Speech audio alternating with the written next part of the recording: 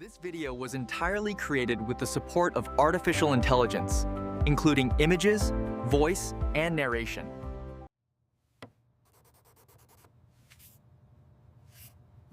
Imagine someone sitting at the kitchen table at night, reworking the budget for the third time this month. Spreadsheet open, pen in hand, cold coffee on the side. Everything seems right. Salary came in, bills written down, a little set aside to save. And yet, at the end of the month, something always slips away. It's like trying to fill a leaky bucket. You pour in more water, pick up the pace, get more disciplined, but the level never rises. Not because you're disorganized, but because the bucket is part of a larger machine. One gear turns, another pulls, and without realizing it, you're trapped in a loop that turns effort into survival, not progress. This is the invisible mistake that destroys any budget. And almost no one realizes they're making it. Before continuing, subscribe to the channel and comment below. Has this ever happened to you? The budget doesn't fail on paper. It fails in the system it was inserted into. Visually, think of a moving walkway. You walk fast. Sometimes you even run. But the ground is moving in the opposite direction. Money comes in from the front and leaves underneath, behind, from the sides.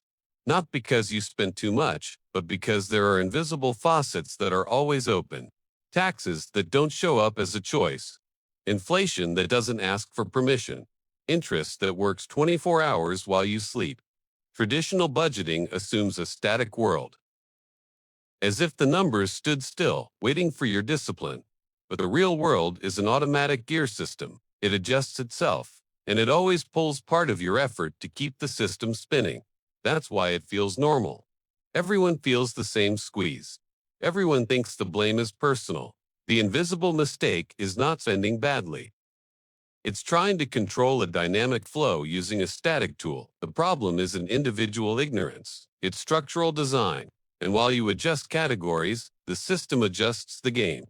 The most common narrative about budgeting is simple, almost comforting. Work hard, write everything down. Cut the little coffee, save more. Don't go into debt. It's the idea that money behaves like a domestic animal. If you're firm, disciplined, and consistent, it obeys. In this logic, the budget is a moral mirror.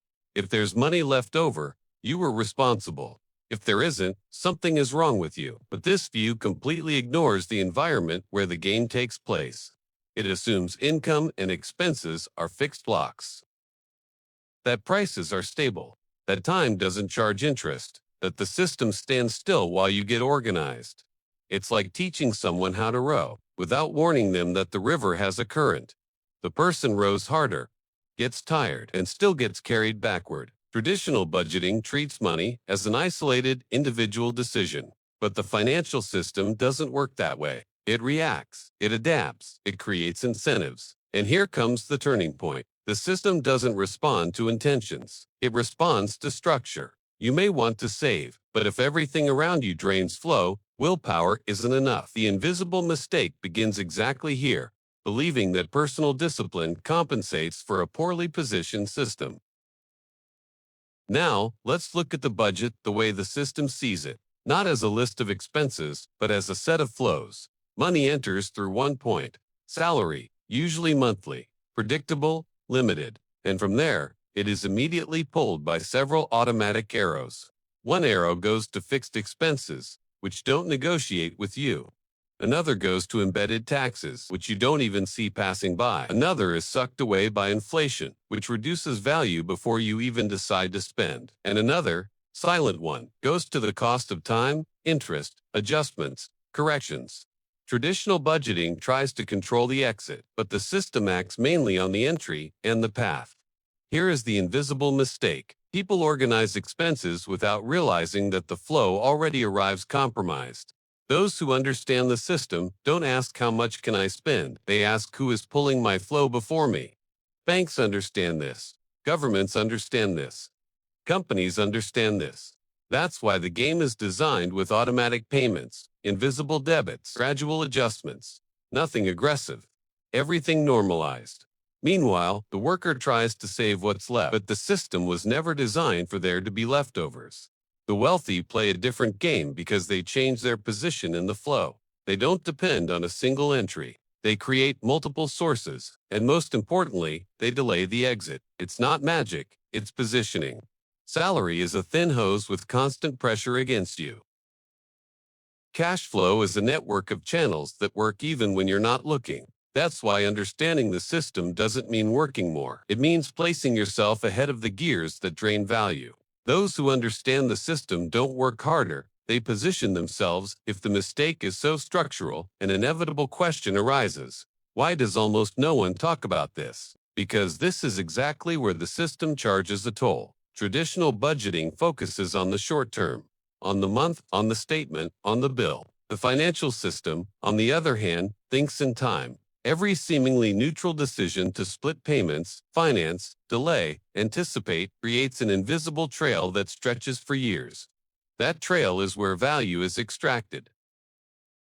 The cost isn't in the product, it's in the duration. While you struggle to close the month, the system profits from the predictability of your future flow. And talking about this creates discomfort. Banks don't profit from people who control the time of money. Governments aren't organized around structural education, and the traditional work model depends on people focused on surviving, not understanding. So the debate stays shallow. Cut expenses, work more, hang in there. The toll is silent but constant, and it's paid in years of financial life. If this were too obvious, fewer people would accept running on the treadmill. Now observe the system from above, as if it were a map. The budget stops being a control problem and becomes a positioning problem. Debt is neither good nor bad. It simply accelerates or slows flows. Work is not a prison. It's a source, a limited one of entry. Money is not a reward. It's a means of navigation within the structure. The invisible mistake that destroys any budget is simple, but profound. Trying to organize expenses without questioning who controls the path of money. When you see this, everything changes. You understand why cutting small expenses almost never solves it, why salary increases evaporate, why financial relief is usually temporary. The system is not against you. It just wasn't designed to be observed. And when something isn't observed, it automatically pushes you into the default position, the one who sustains the machinery. Clarity doesn't bring instant wealth, but it brings something rarer, predictability. You stop fighting symptoms and start seeing causes. And that changes how you look at every financial decision from here on. The financial system is not a villain. It is efficient. It has worked for decades because almost no one learns to see it as a system, only as bills to pay. Traditional budgeting doesn't fail because it's useless. It fails because it was taught out of context. When you understand flow, the budget stops being a cage and becomes a control panel. Nothing here is about shortcuts, or promises, or financial rebellion. It's about seeing the game as it is. Because when you understand the system, it stops controlling you and becomes just another tool. If this video made you think differently, you know